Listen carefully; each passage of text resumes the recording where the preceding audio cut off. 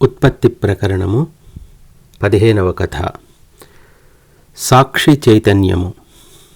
శ్రీ వశిష్ఠ మహర్షి: ఓ రామచంద్ర, ఘనీభూతమై సత్యము వలె కనిపించుచున్న ఈ దృశ్య పదార్థములు అట్టి దృశ్య పదార్థములను దర్శించుచు పొందుచున్న ఈ చిత్తము, ఈ రెండూ కూడా మిథ్యయే.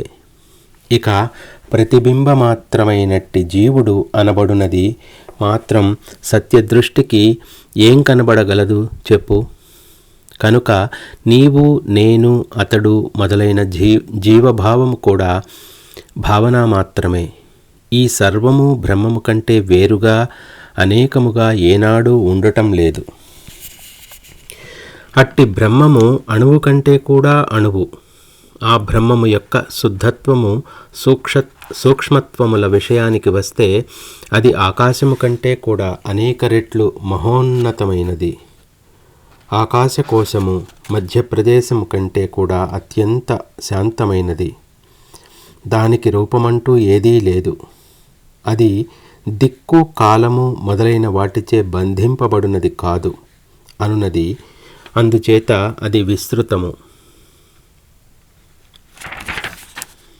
అనాది, స్వప్రకాశము అయి ఉన్నది. అట్టి చిద్రూప బ్రహ్మము లేని చోట వాసనలు, బుద్ధి, చిత్తము, ఇంద్రియములు, జీవము కూడా ఉండవు. ఆ విధంగా ఆ బ్రహ్మము పూర్ణమై, నిరాకారమై, ప్రశాంతమైనట్టి పరమపదముగా ఉత్తమ జ్ఞానులకు గోచరిస్తోంది. అయ్యది స్వస్వరూపంగా, సర్వస్వరూపంగా, సర్వాంతర్యామిగా, సర్వాతీతంగా సర్వదా అనుభవమవుతోంది. శ్రీరాముడు: ఓ మహర్షి, చిత్తు అను ఆకృతి మాత్రమే కలిగి ఉన్నట్టి ఆ పరమార్థ తత్వము యొక్క రూపం ఎట్టిదో మరొక్కసారి సూక్ష్మదృష్టిని అవలంబించి చెప్పండి. దాని వలన మాకు జ్ఞానవృద్ధి చెందగలదని, మీరు చెప్పబోయేదంతా మరింత స్పష్టంగా గ్రహించగలమని అనుకుంటున్నాను. వశిష్ఠ మహర్షి: సర్వవర్ణములకు అతీతమై మహాప్రళయ సమయమున కూడా ఇంకా శేషించి ఉండే కారణమగు పరబ్రహ్మమును గురించి వర్ణించి చెబుతాను విను. అది ఎక్కడో ఉన్నది కాదు, ఎప్పటికో లభించేది కాదు. ఇప్పటికే సర్వజనుల యొక్క వాస్తవ స్వరూపముగా ఎల్లవేళలా లభించియే ఉన్నది.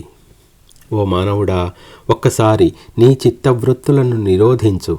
మనస్సును ఆయత్తమనర్చి సిద్ధం చేసి చూడు. అప్పుడు మిగిలి ఉండేదేది? ఆ అవర్ణనీయ సాక్షి చైతన్యమే చిత్ అనబడు పరమాత్మ. అట్టి తత్వానుభవ సమయంలో ఈ దృశ్య జగత్తు నశిస్తుంది.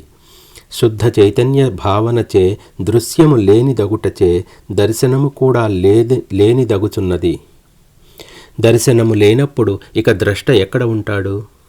అట్టి త్రిపుటి లయించగా భాషించున్నదే బ్రహ్మము యొక్క స్వరూపానుభవం. ఈ త్రిపుటి అంతా భాషిస్తున్నది ఆ బ్రహ్మము వలననే, అద్దానియందే.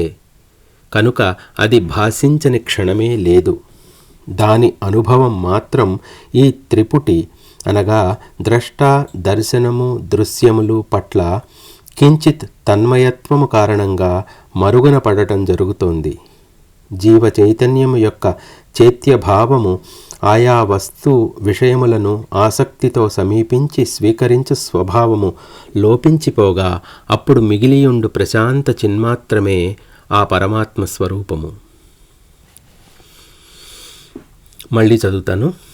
ఈ త్రిపుటి పట్ల కించిత్ తన్మయత్వము కారణంగా మరుగున పడటం జరుగుతోంది. జీవ చైతన్యము యొక్క చైత్యభావము అనగా ఆయా వస్తు విషయములను ఆసక్తితో సమీపించి స్వీకరించే స్వభావము లోపించిపోగా అప్పుడు మిగిలియుండు ప్రశాంత చిన్మాత్రమే ఆ పరమాత్మ స్వరూపము. ఒకానొకడు శరీరాదులతో కూడిన వాడై ఈ లౌకిక జగత్తునందు సంచరించుచున్నప్పటికీ అతని చిత్తము శబ్ద స్పర్శాది వికారములచే స్పృశించబడకయే నిర్లిప్తంగా, మౌనంగా, ప్రశాంతంగా ఉన్నదనుకో. అప్పుడు ఆ చిత్తము ఉండే స్థితే పరమాత్మ యొక్క స్వరూపము. మనస్సు స్వప్నరహితము, జాడ్యహీనము, అపరిచ్ఛిన్నము అయి ఉండగా అప్పుడు కలుగగల ఒకానొక సుషుప్త స్థితి వంటి అనుభవ సారమే పరమాత్మ యొక్క స్వరూపము. మళ్ళీ చదువుతాను. మనస్సు స్వప్నరహితము, జాడ్యహీనము, అపరిచ్ఛిన్నము అయి ఉండగా అప్పుడు కలుగగల ఒకానొక సుషుప్త స్థితి వంటి అనుభవ సారమే పరమాత్మ యొక్క స్వరూపము. ఓ రాఘవ, ఆకాశం యొక్క, వాయువు యొక్క, శిల యొక్క హృదయములను గమనించావా? అవి శూన్యత్వము, పూర్ణత్వము, ఘనత్వము కలిగి ఉంటాయి కదా. ఇవే చిన్మయ బ్రహ్మము యొక్క విశేషములు అని గ్రహించు. అద్రష్ట యొక్క భావాతీత స్వరూపమే శుద్ధతత్వమగు ఆత్మ యొక్క రూపము. ఈ జీవుని యందు చైత్యభావము అనగా తెలియబడటం, చిత్తభావము అనగా తెలుసుకొనటం శాంతించాయనుకో.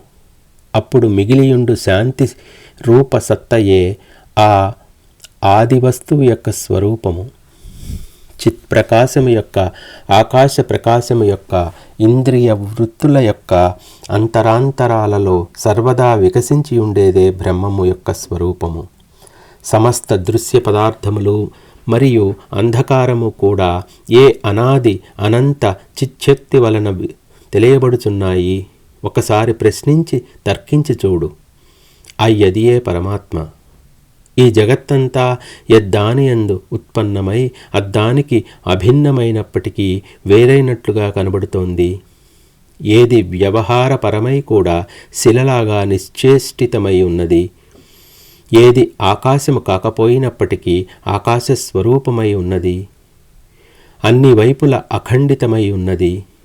సర్వదా ప్రసరించుచు అనుద్వేగంగా ఉండి ఉన్నట్టి యద్దాని నుండి ఈ జ్ఞాని, జ్ఞానము, జ్ఞేయములు ఉదయించి అస్తమిస్తున్నాయి. దర్పణంలోని ప్రతిబింబముల వస్తువుల వలె యద్దానియందు ఈ జ్ఞాత, జ్ఞేయములు ప్రతిబింబిస్తున్నాయి. నాయనా రామ, అయ్యదియే పరమాత్మ యొక్క స్వరూపము. మనస్సు జాగ్రత్త స్వప్నముల నుండి విడివడినప్పుడు మహాచైతన్యము అనబడే సుషుప్తి దశ వంటి శుద్ధ చైతన్యమునందు ప్రవేశిస్తోంది. చరాచర సృష్టి లయమైపోయినట్టి అట్టి స్థితియందు పరమాత్మానుభవమే మిగులుచున్నది.